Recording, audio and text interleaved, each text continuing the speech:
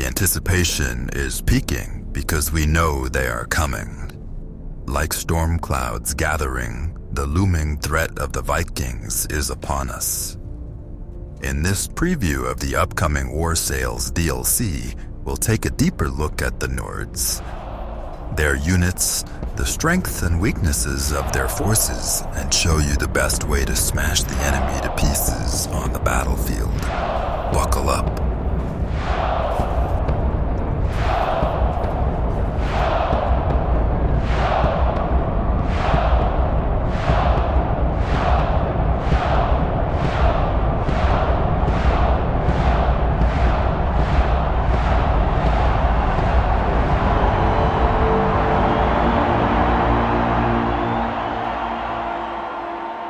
Alright friends, welcome back again to another episode of Tactical Enlightenment. Our YouTube channel is dedicated to all things Bannerlord related, and the War Sales DLC is very close to a release. However, for those that are impatient, we're going to have a bit of a preview in today's episode. We're going to talk about what has been released so far, and then we're going to actually do some tactical guides featuring Nord units. Now, we're going to talk about some of the details of these units at the beginning of this episode. We'll talk about what we know, what Tale Worlds has released, what we know about their troop types, what we know about their strengths and weaknesses, and then, of course, we will get into some actual tactics. This will probably be a 2 or 3 part series as we try to cover everything from offensive tactics, defensive tactics, fighting cavalry with the Nords, and etc.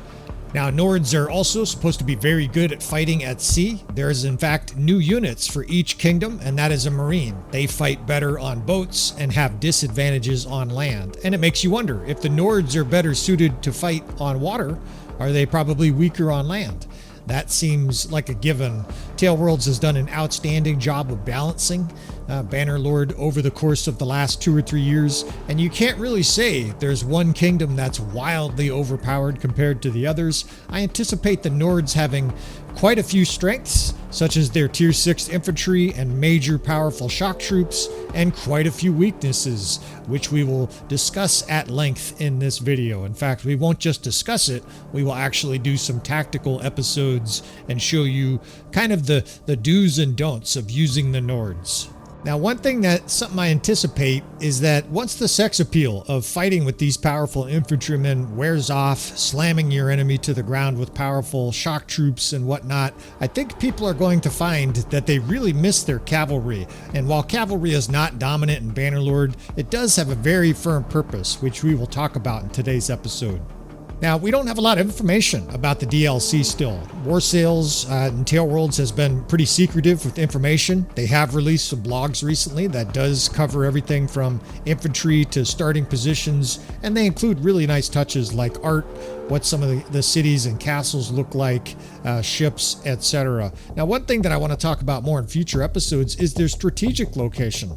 They start off in 3 different places on the map of Calradia, and I'm very curious to see if that's a weakness, which I presume it will be, because your forces will not be concentrated.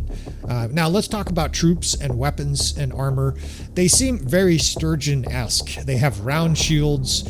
When you look at their units, whether it's on the trailers or in these dev blogs, they tend to have fast-looking axes and swords, spears, and shields. What you don't observe is every other guy having a gigantic axe sticking out of his back, a 2-handed axe, or huge bags of javelins. They don't seem like they are designed to be earth-shatteringly offensive units. Now, they do have 2 very notable offensive units, which we will talk about extensively in today's episode. The first is the Ulfhendin. I think I pronounced it right. It's basically a polearm guy. It's very lightly armored. It's kind of a dipshit. He's wearing a wolf's head and basically a wolf's pelt, which is never a great idea going into battle looking cool and being lightly armored, but presumably they will move quickly and be savage shock troops. The other unit they have that's a 2-handed tier 5 is a berserker. Now, their tier 6 unit, at first it looks amazing, right? You got this hulking spear tier 6 infantry. It's the only tier 6 infantry in the game. And then you notice something, or at least I've noticed something so far. There's no 2-handed axe or polearm. What that means is that they're going to be exceptional defensive units, right? They're going to be outstanding in a square. They're probably going to hold their own in combat. They're probably going to have very high weapon speed and a very high weapon skill. But I would prefer that they had a two-handed weapon, and that is something that we will continue to talk about in today's episode.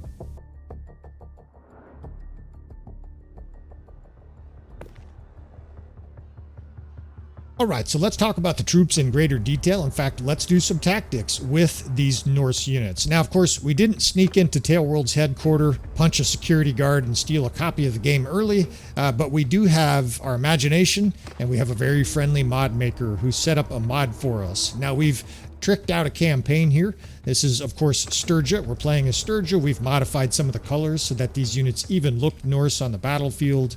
And more importantly, we have what are effectively Norse units. This fella is a mod maker. We will be sure to put this mod link in the description in case you want to have pre-battles using forces that are very similar to the Norse, or you can assign the Sturgians these units and play against them. This guy here is very similar to the Ulfheding, I think is how it's pronounced. A two-handed polearm tier 5 infantry. Now this gentleman did the best he could. Isaac did the best he could. He goes by Lord of Middle Earth on the Nexus mod area.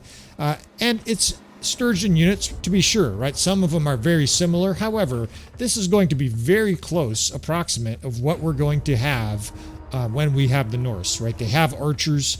That's one thing I wanted to mention.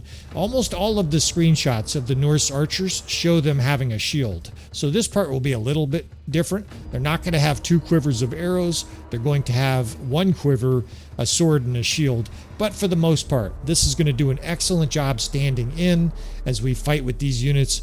We fight with the Nordic, you got to spell it right, of course, the Nordic Huskarl, and we will jump into some battles here against different forces from this campaign.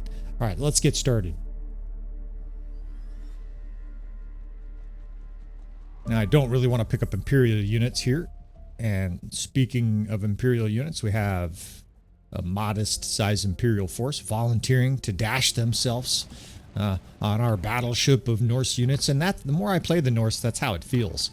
With their very large infantry blocks and squares, tactically it feels almost like a game of Battleship you would play as a kid. Now they're still forming up here and I don't want to fight at night, but this looks like another good opportunity for battle. In fact, you know what we haven't really done here is kind of a very slow, broken down version of the Nords tactics here. We're going to let this army form up. We're going to stall a little bit for daylight here, and then we're going to fight this out. Now I want to be on defense. We're going to discuss offensive tactics, just not in today's episode. This will probably be a 3, 4, 5-part series, and this can be effectively your primer, your guide for success with the Nords early on.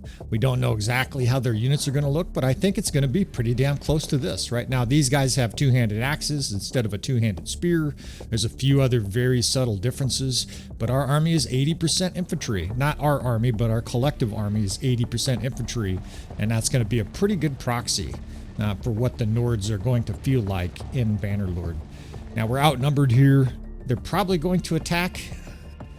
And they have a mixed army. It looks like a nice even mix of cavalry and infantry. It's a close battle. And this actually is a really good opportunity also to run some tests, to run some experiments. Maybe some people are watching saying, well, maybe the units you have are just too powerful, right? So we're going to make a save game here. And I'm going to let's do both tests. We will do Sergeants in Charge and talk a little bit more about the Nords, a little bit about more AI. And we will observe what the AI does with the Nords. And then we will also run an auto-resolve battle. I don't anticipate success in the auto-resolve. This is kind of dependent on how the AI is coded. Now, this is also very likely to be similar or identical to how the Nords are going to fight once we put the Sergeants in Charge with the AI. The reason is because we're playing 1.32. It's possible that Tailworlds has adjusted the AI significantly for the Norse for the expansion. Maybe they'll run squares and flank and stuff like that, but I don't think so. Based on what we've seen so far from the AI, I think that's unlikely. Now we're going to just fly above with the RTS overhead mod here and just observe AI behavior. Looks like they're forming a great big shield wall, and that's great, right? Because the enemy has to cross this marsh, right? We're on defense. That's a critical distinction. The enemy's attacking us, They did so because the AI calculated it could win this battle if they attacked us. Well, they probably can't. This is about as good a formation as you could ask for from the AI. In fact, like if you're an intermediate level player, I would expect a lot of players to be doing something like this, right? A spread out archer division 30 meters behind a packed infantry line. It's not very dynamic, it's not very complex, but it should be effective, right? The AI archers are sparring with us. We will speed through this using a couple little different features here of the RTS mod so that you guys aren't bored to death. We're pounding the enemy as they close in on the swamp. The death spam looks good. And what is awaiting the enemy once they get across the swamp, right? Even though they have a ton of infantry, they're facing the Nords, right? You do not want to do this. If you're playing the Northern Empire and you do this, you're going to get destroyed, right? The Nords charge and run downhill. The AI cavalry, instead of attacking the archers, is just sort of crimping in on the sides of the infantry. That's suboptimal. The AI, fixing the AI or improving the AI is a kinder way to say it, is probably one of the biggest requests players have. Even if the cavalry smashed through the archers there early on, that would have been more effective. But ultimately, it's a close battle, but it looks like the Nords are going to win this. And that's effective. By the way, of course, we will have episodes in this series talking about how to fight the Nords, right? That's essential too. Not everybody wants to play these savage northern barbarians. Some people want to play the heroic mainlanders and fend off Nord attacks too. So we will have tactics covering how to fight the Nords in this series as well. That'll probably be episode 3, 4, or something like that. All right, so let's do an auto resolve here. We will load real quickly. Okay, so just going to do an auto resolve real quick. Just send troops here. This will take 20 seconds, and then we will get on with real tactics. We will play out an actual battle here. And I will try to simplify everything from the splitting of the divisions and how we're going to use them, and we'll break it down with the RTS overhead so you can understand it easily. All right, load it in one more time, and of course, Bannerlord difficulty. And we're going to get down on the field level. And what I mean by that is at the beginning of this battle, I want to show you the breakdown of the units. What I would suggest is a good formulated strategy for playing the Norse. The AI, when they fought this battle, had about 280, 300 survivors, somewhere about half their force. I think we can far better that with tactics. And we got to get captains assigned here, and I'll speak briefly about captains because the banners will be important. Speed kills in Bannerlord, especially when you have no fucking cavalry. So it's going to be essential that you have speed banners with the Norse, particularly with your offensive weapons. Now, we've been advocating a long time on the channel tactically that you have at least 1 or 2 divisions that are defensive on the battlefield, and then 2 or 3 divisions that are offensive. Think of it like a football match. You don't have a whole bunch of guys running down on offense. You have at least a few guys playing defense. Here's our defensive division. This first division, look at the captain. Decreased taken ranged attack damage. They can be shot all day and not get killed. In that square, in a shield wall, very, very hard to kill, and they're going to serve on defense. Now, our second and third division are attacking divisions. This second division is our best units. These are the Nordic Huskarls, right? These high-end noble troops, tier 6. Not every unit in there is tier 6, but there's a bunch of them. They will form that vanguard. It's worth noting that in the game, in the actual DLC, they will be spear infantry, not axe infantry, so they'll be even more defensive. And I've mentioned before, I'm not thrilled about that part. Here's your Ulfenden, right? I think that's how you pronounce it. I'm probably going to butcher it several times until I hear it said over and over again. They have their nasty polearm and their inadequate armor. The good news about their armor is they're going to move quickly, right? That's going to be imperative for them. Also, a speed banner.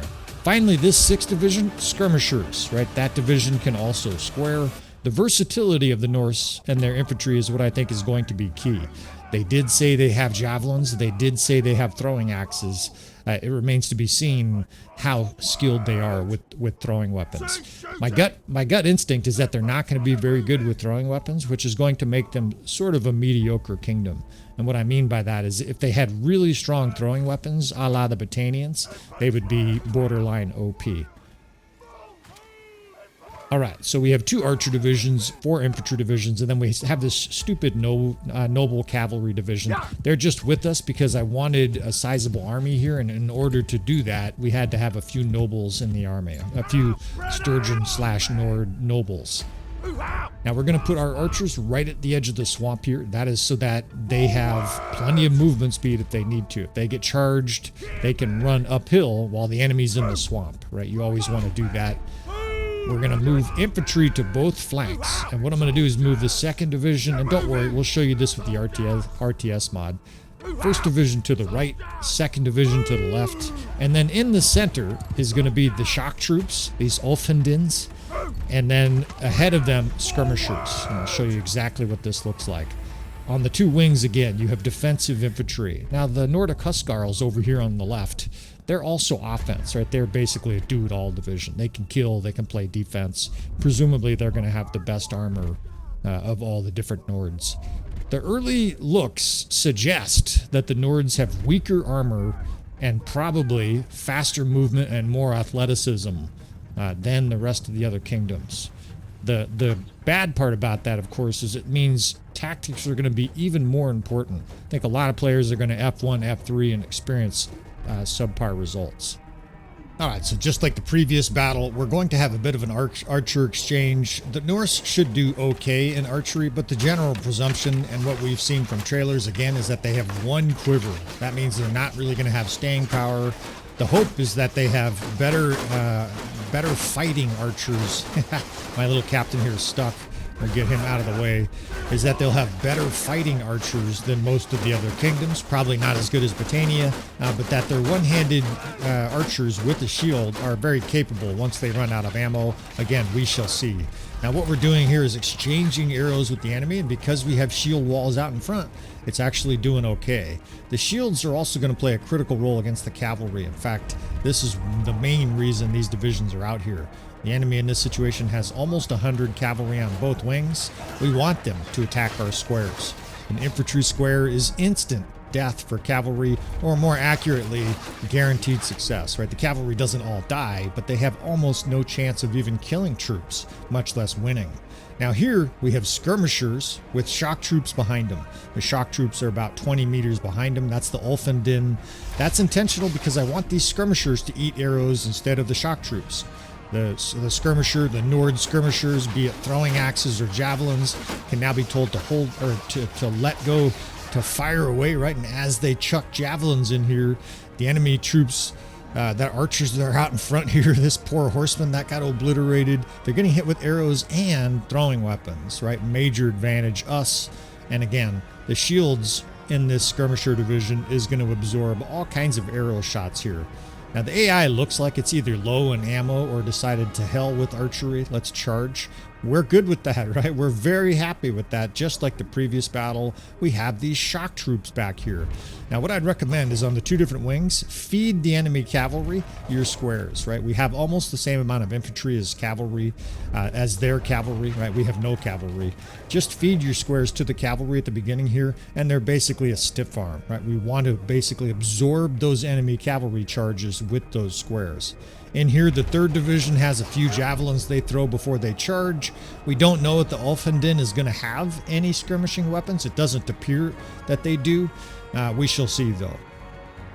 Now, I'm just sort of literally moving that square around to where the enemy cavalry is. Now we start the melee battle, and we do have archers kind of mixed in here so they can charge. The squares are doing a great job, too, and this is exactly what I said, right? They're barely even denting this square. The cavalry is infatuated with it. Meanwhile, in the center here, we're going to destroy their infantry. The skirmishers I move back very briefly. Now they could charge with this 3rd Infantry Division, right? And between those 2 different forces, they should have pretty good results. Now the square is absorbing all of the cavalry attention on both flanks, right? This square is just being devoured. And now, when the enemies are wrapped all around your square, that's when I like to charge. The enemy momentum is gone. Suddenly all those Nordic Huskarls start wailing away, using their spear, using their sword, and the cavalry is going to get butchered. The enemy archers are still sort of shooting into our ranks here, but they don't have a huge amount of archers, and a lot of their troops are obscuring their view. They can't shoot because their dying troops are getting run over. Also, because of where the squares were, they're more advanced forward along the lines. They're now crimping in on both ends of the enemy archer flanks. As they destroy the cavalry, these badasses move in for the kill on both flanks of the archers, while the center breaks and this battle is over, right? The infantry's destroyed, the cavalry's destroyed, the archers are running for their lives, and I'll be surprised if there's another wave. This was such a thorough ass whipping and relatively simple tactics once you understand the concepts. Most of the enemy troops are routing, and look at the difference, right? The AI had 300 losses, give or take. We have 80. And our troops roar as the enemy gets blown off the battlefield. All right, so we're going to do a lot more complex tactics than that. We will fight different types of armies. I imagine we're going to have horse archers as part of this series. We will cover what to do against tons of cavalry. Maybe you're facing a huge army of Valandians or something like that. We will cover how to deal with a whole bunch of fiends in this series. So let's move on to the next battle. So maybe a bit of a tall order, but this is, these are the kind of battles that you definitely want to film for this series here. Outnumbered 2-1. How do you win this situation? In fact, it's another good opportunity for us to do an auto-resolve just to show how bad they are going to do with auto-resolve. I think that's going to be one of the reasons that people want to come by our channel, right? The Norse are definitely going to require a level of tactics to succeed. You're going to have to fight open field battles. That means you're going to need to have some command of your troops. And again, we will try to cover various different skill levels of command. I don't expect everybody to be able to run 5, 6, 7 divisions with magic screens and squares and false gaps and all kinds of stuff like that. So a very quick auto resolve here. They're getting completely pulverized. Again, they don't have cavalry, and that's a major disadvantage for auto resolve. Basically had no chance. 590 survivors. Who are you? So if we can even win this battle, I'll be thrilled, right? The AI got destroyed in auto-resolve, and for sure, if you charge or sergeants in charge, you definitely lose this battle as well. This is, on the higher end of probably what the Norse are capable of. We have strong units, and of course, we're going to use tactics in this series, but there is limitations to it. Now, it's kind of a tight battlefield. It's very... the ambiance is great, right? We're fighting in this gnarly, narrow valley here with our Nord force. We're making our invasion, and these Northern Empire forces are making their stand. So let's go ahead and form some divisions here. We'll talk more about this in this series, but I'm going to consistently run 3 or 4 divisions with the Norse, right? We will have a shock troop division, a skirmisher division, an elite vanguard, and then a defensive division. We will talk extensively about those. To get our captains assigned here, at some point or other, we will talk in great detail about this. Just want to kind of make these episodes complete without also stalling all your time. Now, first division, defense, right? That division is consistently going to be towards the front. And, for various different kingdoms, they have units like this, whether it's your Britannian Oathsworn, your Legionary, your Sturgeon Heavy Spearmen. They're units that are better at defense than offense. Now, there's some Ulfandins, they're shock troops mixed in, so we're just going to tinker with the settings here a little bit, and that seems to have worked. We want our third division to have these savage Ulfandins, right? The ones that they've showed us shorts for so far with the polearm, right? These guys have a nice long polearm, and the creator of this mod, I think he made this custom weapon for the mod. So again, Isaac, thanks for going the extra mile. If you want to download this mod and play and work on your tactics before the DLC comes out, the link will be in the video description. This is our Huskarl division, right? It's not all Huskarls, but there's a lot of our tier 6 infantry in there. That's going to be a vanguard division. We will use them offensively and defensively. They're superstars of the battlefield. Then we have skirmishers, right? These guys almost all either have javelins. You can see a couple of them have 2 bags of javelins, and the ones that don't have javelins have throwing axes. This is going to be a critical component of good Norse tactics. Since you don't have cavalry, you need to make up for that in other ways. All right, now let's try to figure out what we can do here. Actually, whoops, apologies for that. You know what, we've got an opportunity here to show you some landscape tactics. The Norse are going to have to take advantage of landscape whenever possible, especially outnumbered like this. And for fellas of the channel, you guys probably see it. It's a Peekaboo Ridge defense. Now, that's not really a thing with infantry, except with the speed of our units here, I think we can make this work. We have skirmishers, and we will get down in this little dell, and I'll show you exactly how this works. The AI will not be able to shoot us if we can tuck all our units kind of under the hill of this little snowy ridge. It'll serve almost like a bunker where you're charging a fort in the Civil War or something like that. And because of that, the AI will get close to us with their army. That is precisely what you want when you're playing the Nords. You want to get your troops next to theirs. You play the desperate high school guy trying to get next to the prom queen. You're doing everything you can to try to manipulate that woman to sit next to you, right? Whether it's in science class or otherwise. Now we'll look at this with different angles. I'll show you the RTS mod, but we're effectively just tucking our units in tight little squares and sneaking them into this little tiny dell. Now the AI might try to flank us here. We'll adjust if they do, but I don't think they're going to have any choice except for to come right over the edge of that ridge and play right into our hands. They give you the overhead view of what's going on here. The AI is coming up, and it's like, yeah, let's shoot the enemy. And there isn't anybody, so their archers are going to stand there saying, what the fuck? You can almost picture a little quotation thing above their head, WTF. They're going to keep moving up, and right on the other side of this bunker is our very angry, very fast-moving Norse, right? Again, a lot of these guys have speed banners. That's something I'm going to be recommending extensively. If you can't chase your enemy down, and you have all infantry, you're really fucked, aren't you? Right? You're really going to be at the mercy of their archers and cavalry. All right, so cav wings on both sides, 93 on both sides. We're keeping an eye on that, and we're going to use squares to defend against cavalry. You'll see us do this over and over again. By the end of these episodes, if you watch them all, you will be an expert at using squares to fend off cavalry. Most people already know that, but we're going to use them dynamically. We're not just going to put them out front. We're going to use them in a way like chess, where they're defense initially, and suddenly they turn to offense and are a nightmare for the enemy to deal with. On our right flank, we're moving the 6th Division, the 2nd Division out, and the 6th Division is skirmishers, right? In the center, we have shock troops. We may move them on a flank. Here, the cavalry is deciding to suicide on our square, right? Which is, thank you very much. They did us a huge favor there. These divisions can charge. The arrows and javelins are raining in there, and the death spam is just fizzing green as the enemy cavalry gets obliterated. Now, we're not being shot. There's almost no death because of this Peekaboo Ridge defense, right? This Peekaboo rush. Now let's enact the second component of this, right? We're going to aggressively move our troops in and flank the shit out of these infantrymen. We've got our shock troops that move very fast. We're going to pair them with this elite 2nd Division of Huskarls. We're going to move these guys forward in a square. Why? Because the enemy has cavalry and archers, right? So just like we've done in previous battles, we're going to feed the enemy this big square of infantry. Now our shock troops actually move too fast here. They're going to get shot, so we'll just have them push forward. Over here, the square gets shoved right into the cavalry's face. Eat that one, Mikey. Meanwhile, our skirmishers get told, push in, right? Close in on these archers. The archers are panicking. They're starting to run, and it's too late. Our units move fast. We're going to be able to get archers on this hill and rain down arrows on them. The 2nd Division is basically boring right in on the enemy's flank, and the enemy is virtually surrounded already.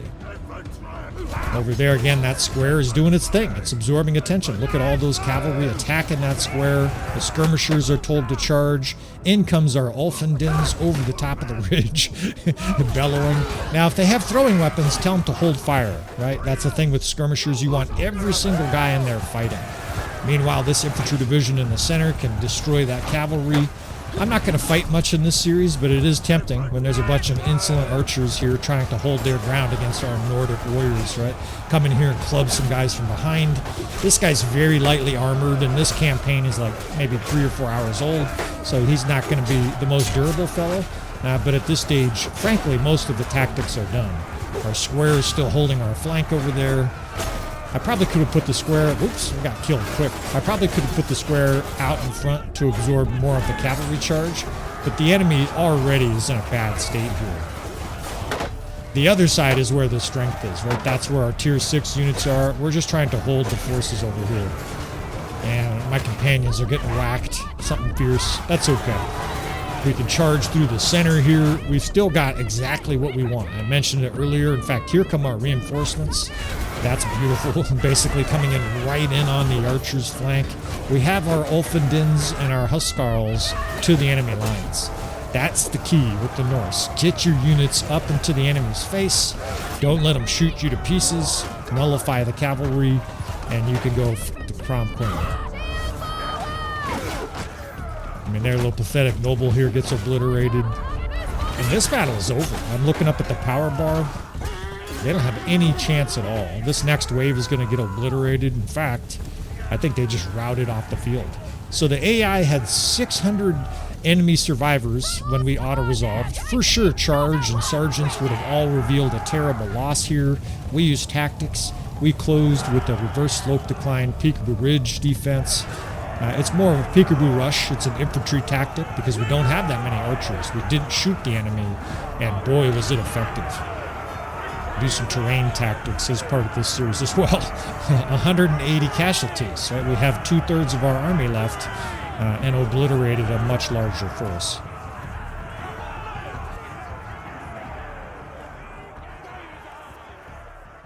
Now, it's an kind of odd army. It's a very unusual composition. They don't have very many archers, but they have a lot of horse archers and a lot of infantry. And I'm not sure this even represents an optimal challenge here because we're going to be able to flatten this army. We might even be favored on the power bar, but let's fight this. Let's see what it looks like. We will seek a proper battle against the Khazate. In other words, a battle where they have 800 or 900. Here, I guess the power bar is close. Maybe it would be close if you F1, F3, but we're not going to do that. We're going to do some complex infantry tactics. All that movement speed in a battle like this against horse archers is really going to pay off. In fact, it's an optimal situation because we have water on our left, right? Where do the horse archers tend to circle? To your left, right? That's going to be perfect for us. We're going to try to trap them and smash them against that lake.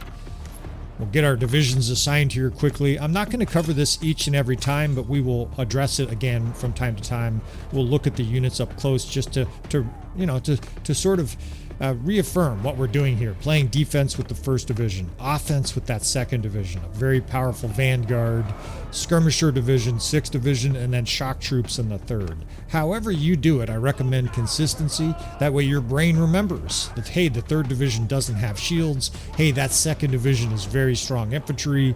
Hey, that 6th Division, I got to make sure they're on fire now because those skirmishers were told to hold fire.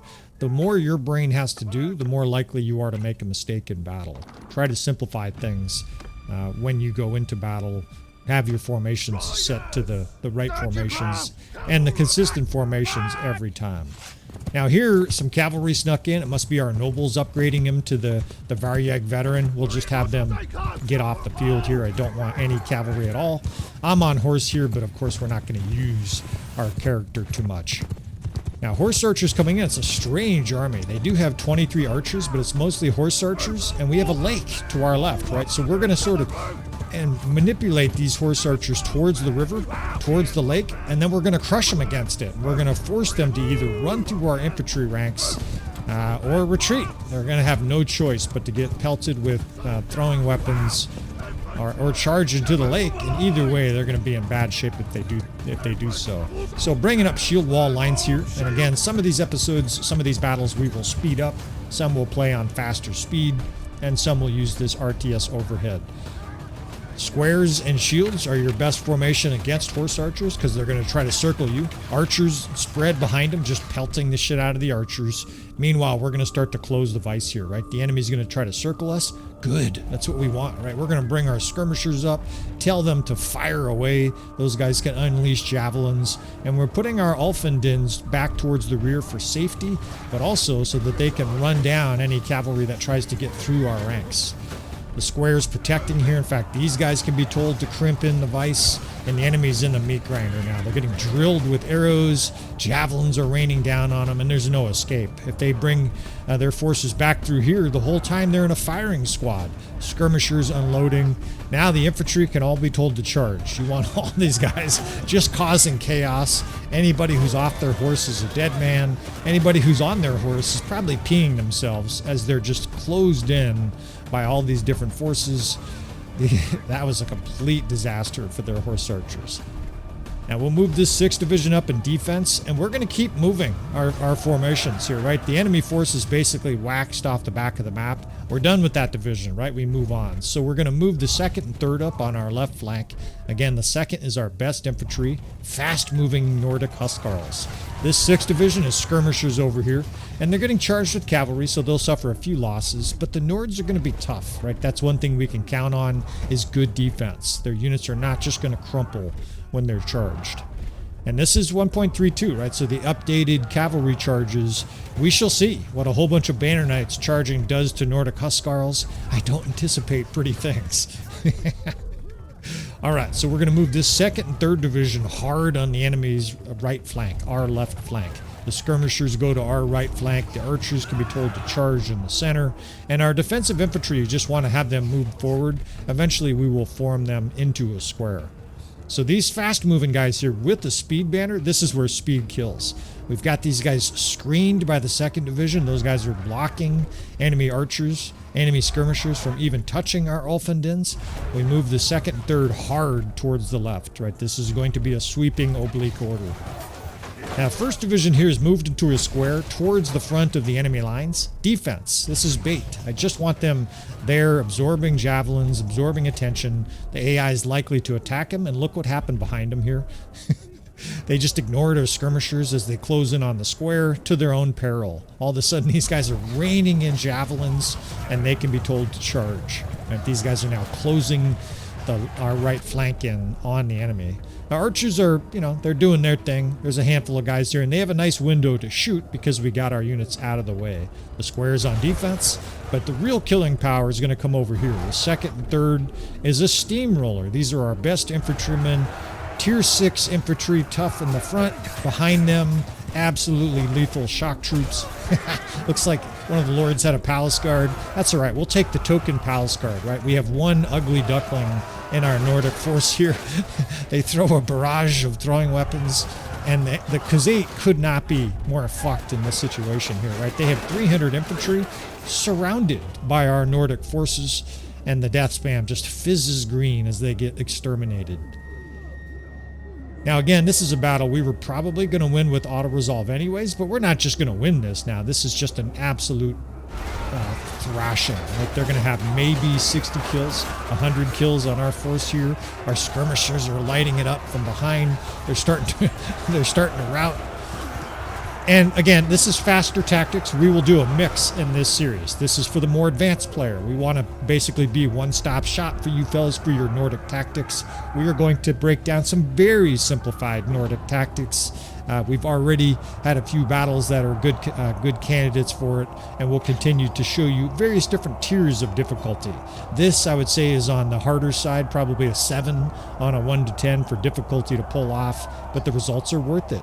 74 losses. We're looking at a 9-to-1 kill ratio here, and a can of whoop ass we opened up on these Khazate. Now, that was a small horse archer army. We will seek out a much larger horse archer army, and we're going to seek out all the different challenges you can conceive of for this series. We're going to face lots of infantry. We're going to face a huge archer army of Battanians, right? We'll go up and kick the hornet's nest in the Battanian area. We will seek a Valandian force to fight, etc.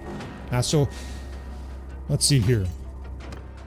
This is a complex version. This will probably be towards the end of an episode. I'm going to wrap this episode up right here. If you want to see more from this series, now's your time to subscribe, friends. I appreciate you fellas for swinging by the channel. Please stay tuned. Please subscribe if you want to see more. In fact, we have all this land coming. This is new, right? This is a precursor. This is Tale Worlds getting ready for the DLC. They're opening up these different portions of the map.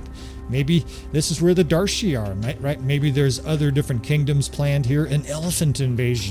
I think Tale Worlds is just starting to cook with Bannerlord. The system is in place. The expansions are coming, and I'm fucking excited. Hopefully you fellas are too.